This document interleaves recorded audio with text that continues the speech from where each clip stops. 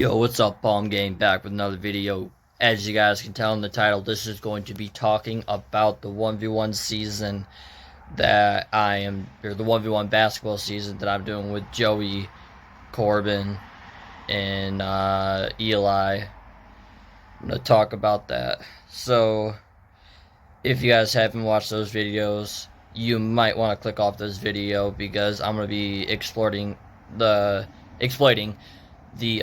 stats, the scores, records, the playoff matches, how the playoffs are going to do, what the seedings are. I'm going to be explaining all of that. So if you haven't watched the videos, click off this, go watch those videos, and then come back to this, and then you'll understand what is going to happen for the playoffs. So, as you guys can tell in game, Corbin versus Eli, Corbin ended up winning that game 11-9. Joey beat Devin 11-8. I beat Corbin 12-4. Joey beat Eli 12-10. Joey beat Corbin 11-9. Then Devin ended up getting eliminated and disqualified because he never showed back up. So those were free wins. I beat Eli 11-9, and then I beat Joey 12-6. I don't think it was actually 12-6. I think it was like 12-8. I think that's a typo I had there. Anyways, I ended up scoring a total of 36 points, which was 9 points per game. I've allowed 19 points, which was 4.5 per game. And I have a point differential of 17, which was plus 4.3 per game. I went 4-0, obviously. And then Joey went 3-1 with a total points scored of 40, which was 10 per game. He allowed 39, which was 9.8 per game. He had a point differential of +1, which was a plus 0.3 per game. Corbin went 2-2. He scored a total of 25, which was 6.3 per game. And he allowed 32, which was 8 per game.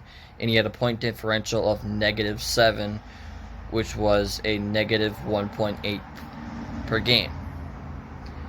Eli went 1-3. He scored 29, which was 7.3 points per game, and he allowed 34, which was 8.5 per game, and his point differential was -5, meaning he had a -1.3 point differential per game. So with that being said, I even have some more stats. I'm going to do them exactly the order of the standings, where I went 4-0 with a total of 35 points. I think there's a little bit of mixture. I didn't count the games that Devin gave us free wins for getting disqualified. So I went 3-0 with 35 points, which was 11.7 per game. I attempted I attempted 19.7 threes per game, and I made 5.3 per game. I had a 3-point field goal of 16 of 59, which was a 27.1%.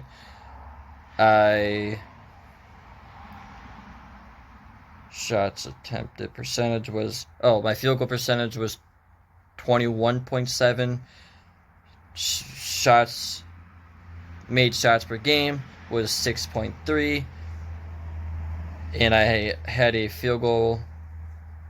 I'm a little confused here. Shots attempted. That's not percentage. That was I attempted 21.7 shots per game. My bad. I went 19 for 65 from the field with a field goal percentage of 29.2. I had a total of 14 rebounds, which was 13.3 per game.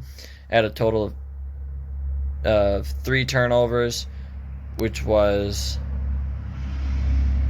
1 per game. I had 1 foul out of the whole series, which was 0.3 per game. I had 0 steals and 0 blocks. Alright, Joey went 3-1. He had a total of 42 points. He averaged 10.5.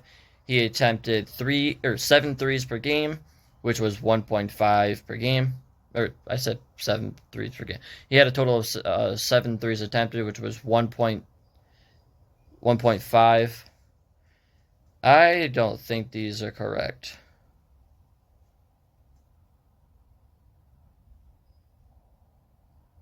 Yeah, I do not think these are correct.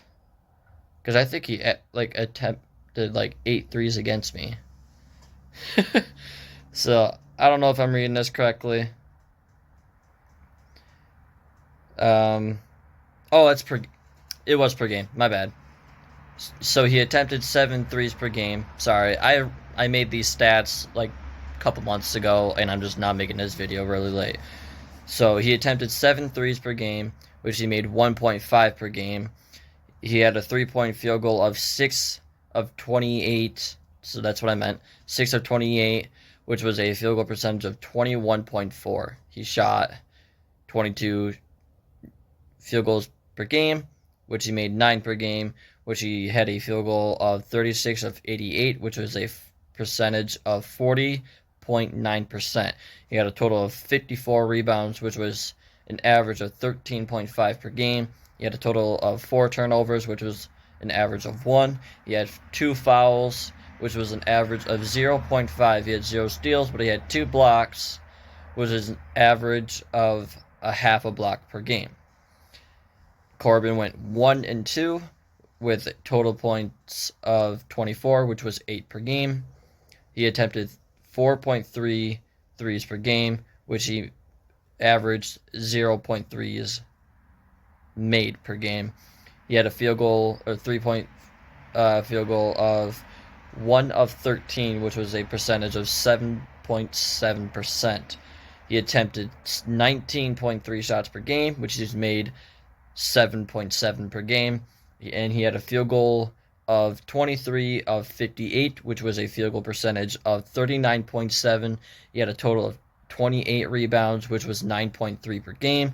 He had 0 turnovers. He had 3 fouls, which is 1 foul per game.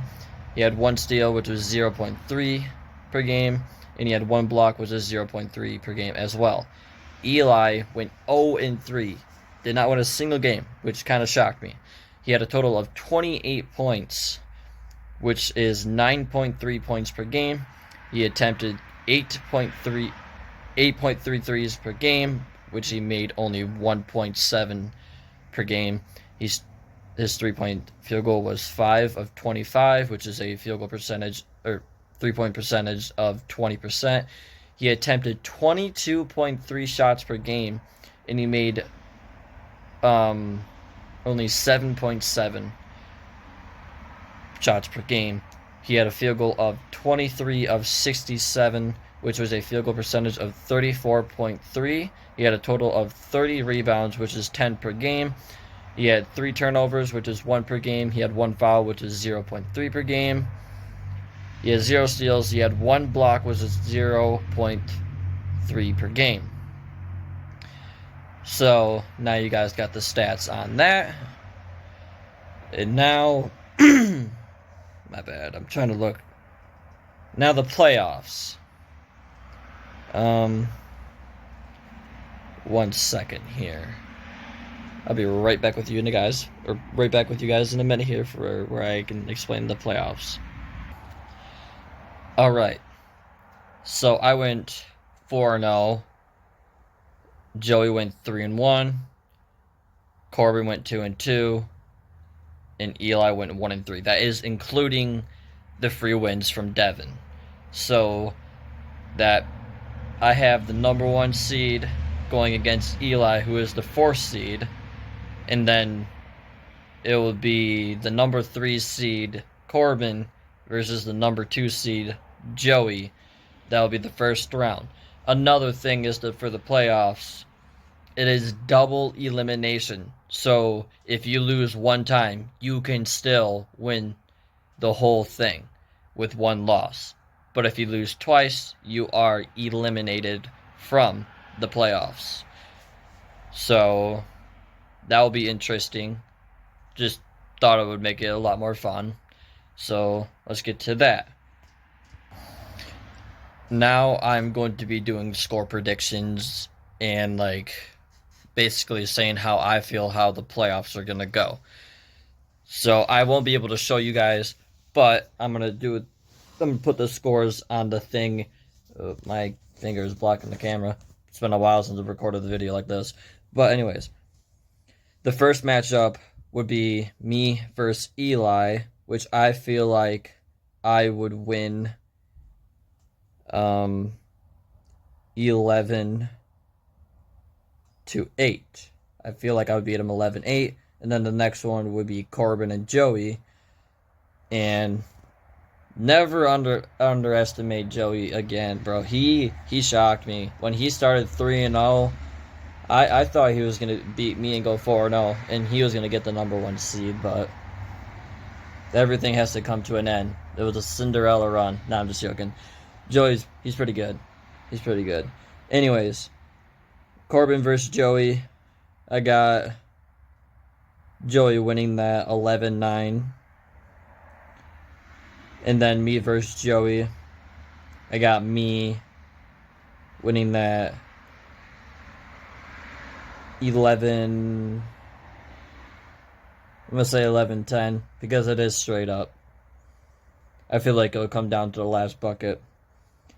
And then it would be Eli versus Corbin in the loser bracket, which I would have Corbin winning that 11-6.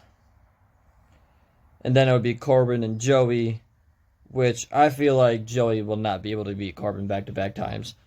I mean, if I got him winning the first time against him in the playoffs, then that'd be back-to-back times. But I do not see him winning 3 times in a row against Corbin. So I will take Corbin 11-9 to take that victory, which would leave me and Corbin. So I would take Corbin 11-8 against me, but that does not eliminate me though, because I never lost yet. Corbin will have to play me again, which I would have me beat him 11-7, and I got myself as the champion.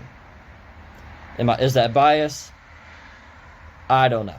It's just how I feel, and that's my opinion. Not trying to be biased, but that is my opinion. And I hope you guys have a great day and a great night. Peace.